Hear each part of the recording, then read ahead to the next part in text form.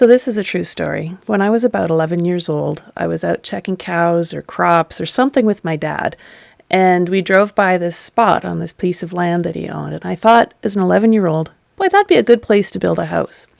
I then proceeded to do basically nothing about that for the next 20 years.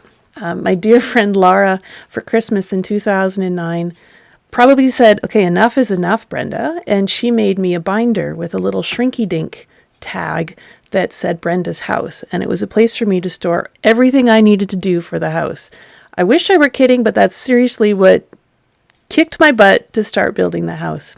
So the first step, I knew where I wanted it to go, but the first step was to find a house. Hadn't even thought of looking.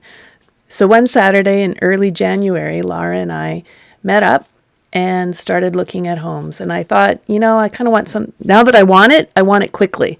So we went looking for modular houses and went to a few places, and yeah, they were okay. And, I tried the bathtubs in all of them just to make sure. And so we ended up at another modular home place, and they had several different houses there.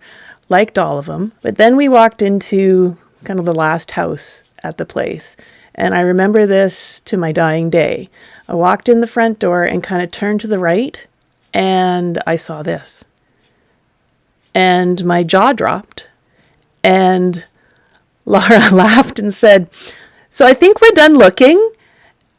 And it took me a little bit to start speaking again, because I walked into my home. And that was such a cool thing. So I found the house I wanted. In my next episode, eventually, I will talk about what had to happen next, and then what happened next, and then what happened next. It's a lot. So buckle in, and I think we're going to have some fun.